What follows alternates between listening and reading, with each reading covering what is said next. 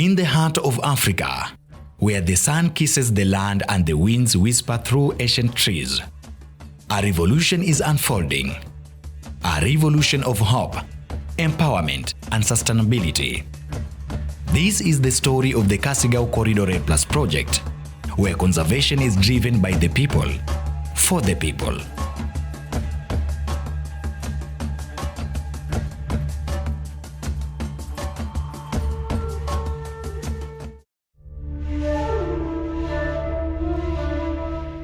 The Kasigau Corridor, where myths of neo-colonialism crumble under the weight of undeniable truth, and where the voices of local communities shape the cause of climate action. Kueleza vizuri ni land ya nani ilikuwa grabbed, na huyu aliyesema kwamba land imekuwa grabbed ni mwenye land ama ni mtu tu anasema kwamba land ya fulani imekuwa grabbed. Personally, Taita Ranch haijakuwa grabbed, bali tulifanya mkataba na hawa. The Kasigau Corridor RED+ project stands tall as a beacon of integrity, transparency, and community prosperity. This is a much larger market for even larger polluters. There are different forms of carbon trading, but the basic premise is to give polluters a way to keep emitting carbon in one place. For years, critics have spread a false narrative that the carbon market is a tool of modern-day colonialism. They called it a tool of oppression. They claimed it was land grabbing in disguise. But here, at the Kasigau Corridor, those of us who know the land, those of us who call it home, those of us who till the soil and guard our forest, we know the truth and tell a different story. This land is ours, and this project is ours too.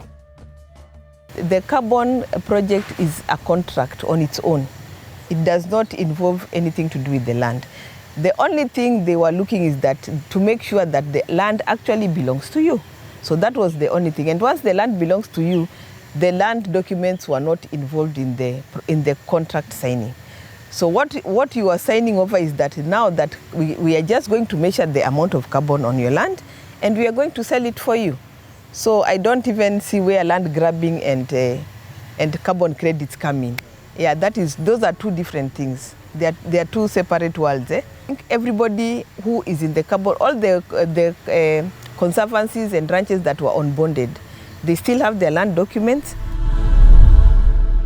Mimi ni mzaliwa wa pale juu kwa milima, nimezaliwa huko 1951.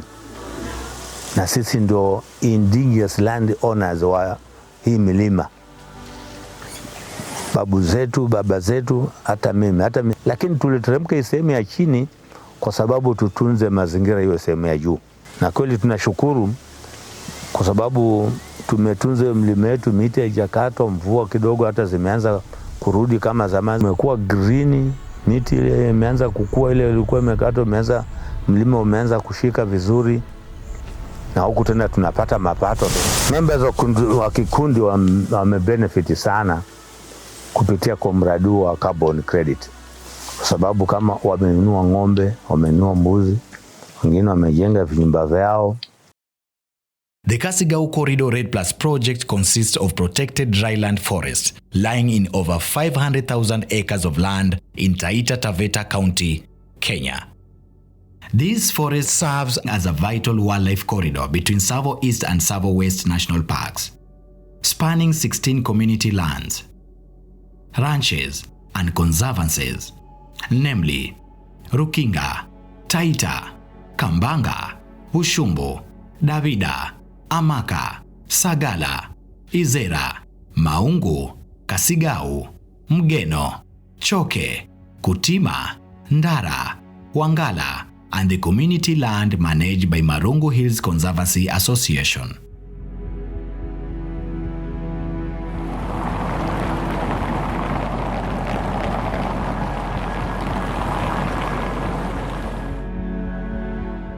At Kambanga Ranch, history is being rewritten.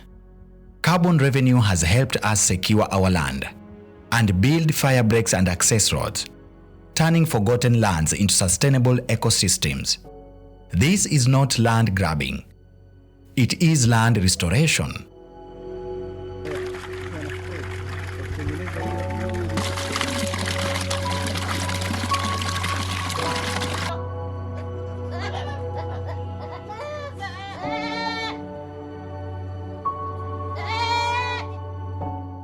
Mzee James Mboga, our respected community elder and former county council chair, recalls how the carbon proceeds supported the formation of the Taita Taveta County Wildlife Conservancy Association, a legacy of protection for future generations.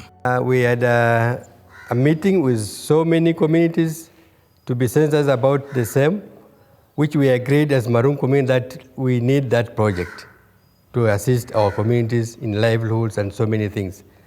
And 2010, the project was on, and I'm a member of Taita Taveta Wildlife Conservancy Association. That is the area where we are all meeting ranchers in Taita Taveta County.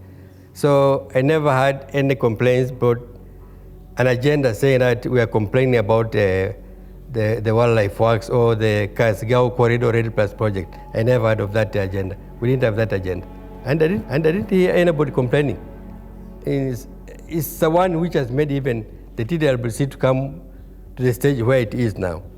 Because most of the ranchers who are benefiting from that are the ones donating a bit more money to make TTWC.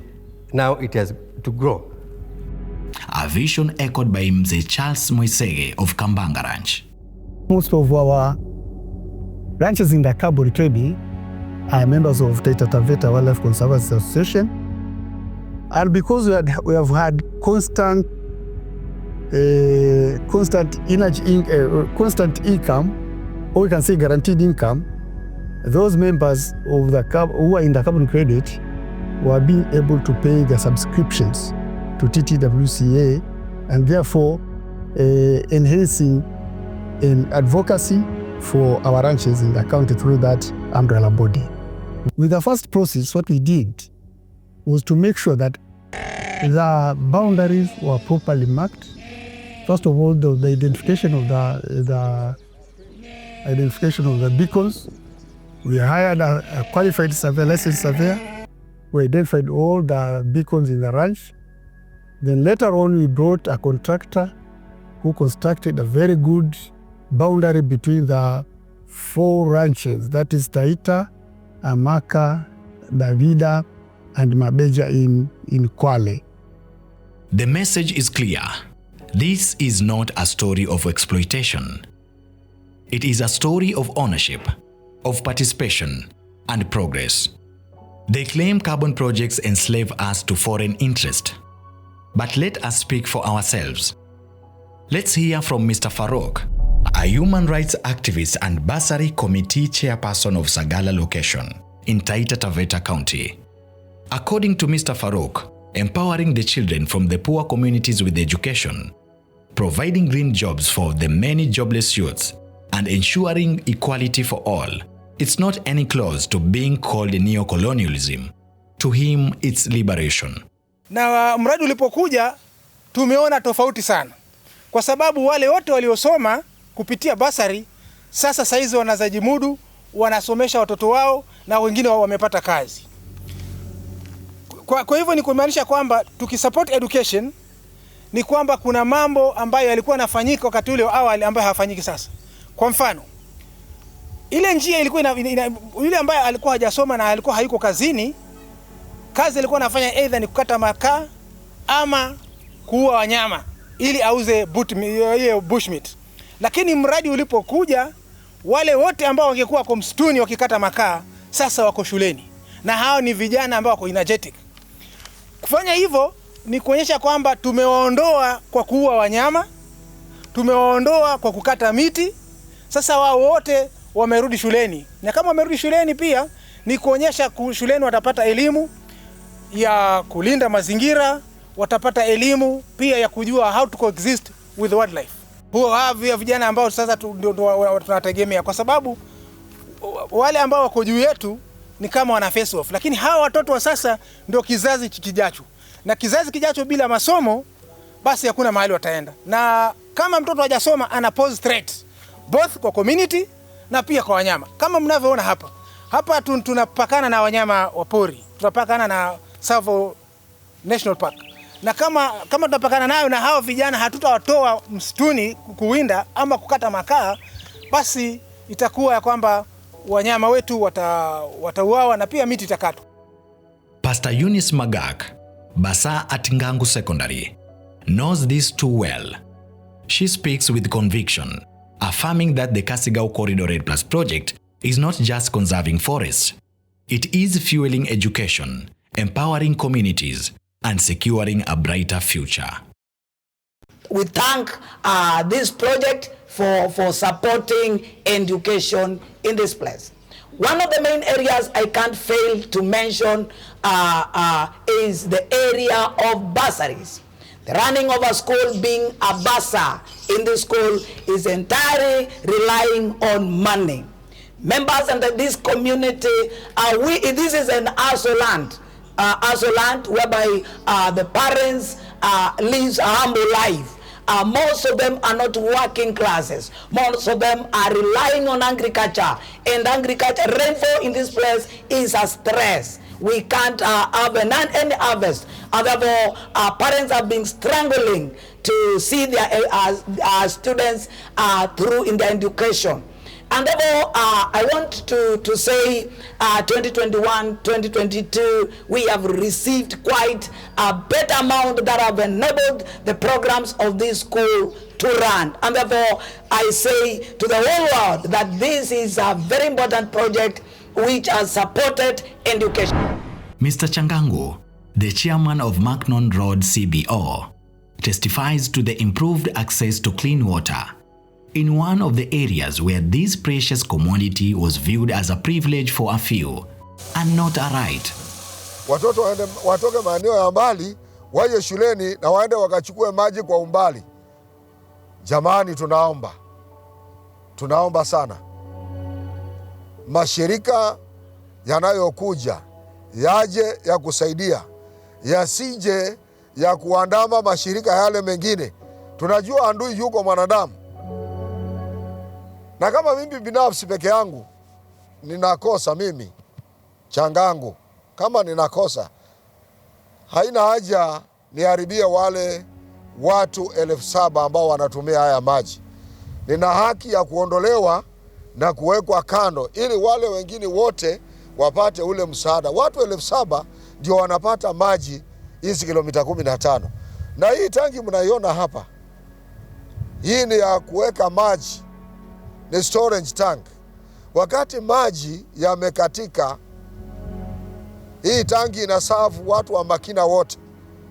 Na wiki 1.5 watu wa Makina wanakunywa maji mahali hapa. Sasa ukiangalia watu 7,000 na wale wengine watu 5,000 wa town hii, hiyo ni idadi kubwa sana na inatusaidia. Water once felt like a privilege, not a right. But thanks to Kasigau Corridor RED+ project, clean water now flows through villages like Shirango and Kasigau.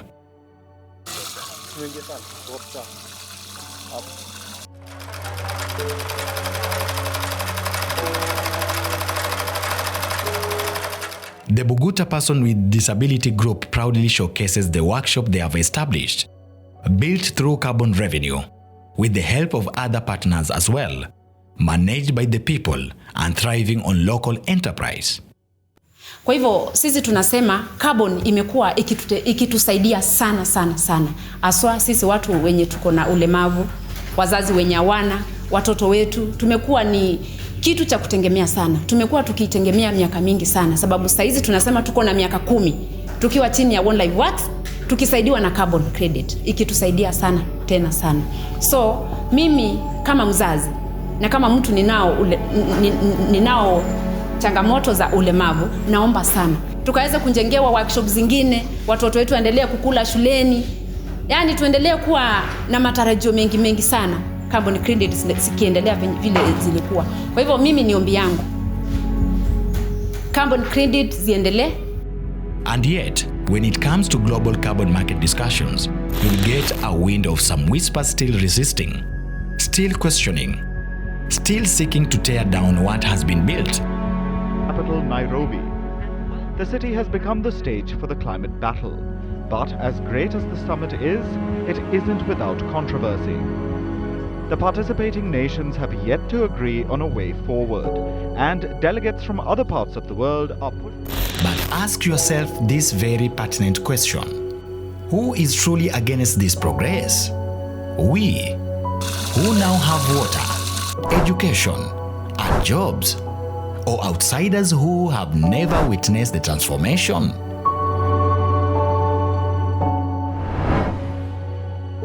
The Kasigau Corridor Red Plus project is no mystery. It's a system led by the community, for the community.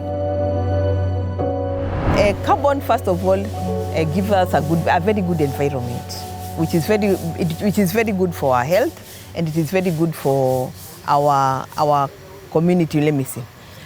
Now, most of the indigenous trees have been destroyed, and because of the carbon credit, most of those trees now are being. We can now start seeing them again.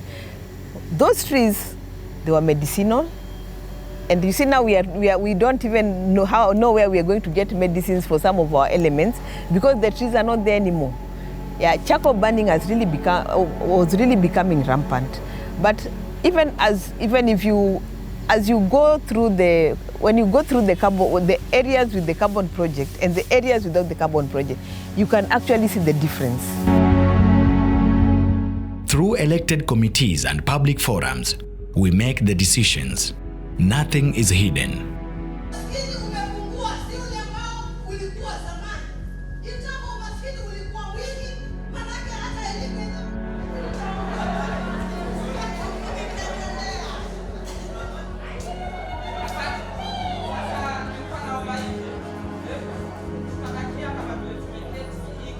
Milango, kwa kutuletea viti, kwa kutujengea fensi ya kisasa.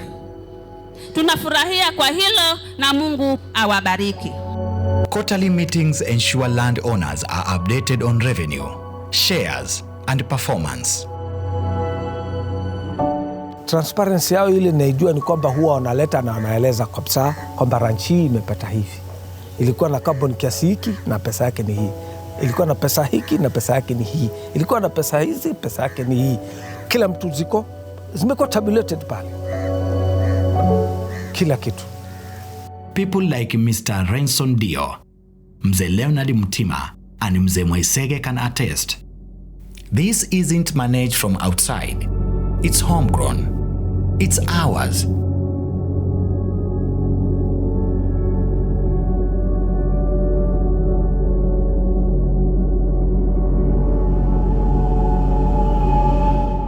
All the conservancies and ranches that if they want to do anything that is going to affect the carbon, they just inform wildlife works. If it is something that is compatible, they are told to continue.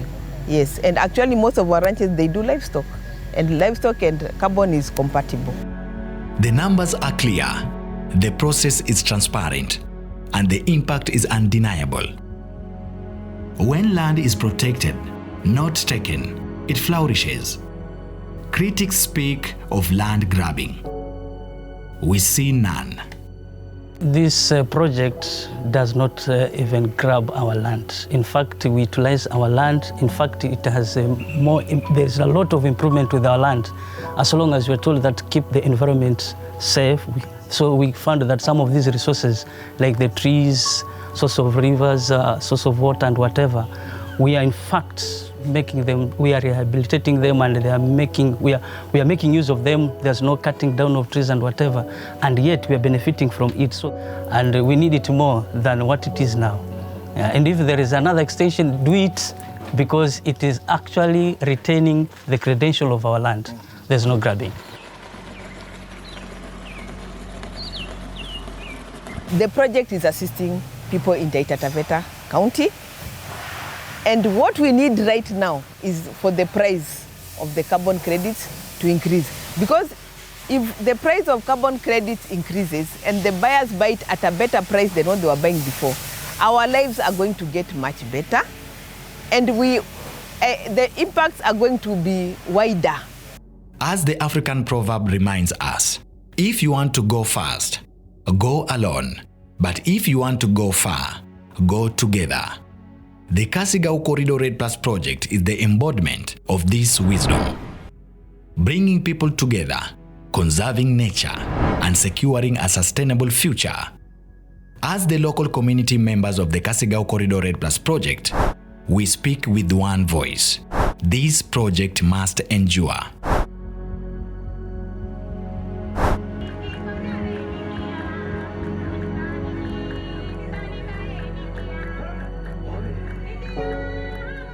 Mungu wa mbinguni abariki hili shirika, tunalipenda na tutazingatia hasa kulinda mazingira. Maana yake linatufundisha pia kuhifadhi mazingira, na ndio hata mvua inanyesha kila mara. Kwa kweli limetusaidia na limesaidia wananchi wengi sana.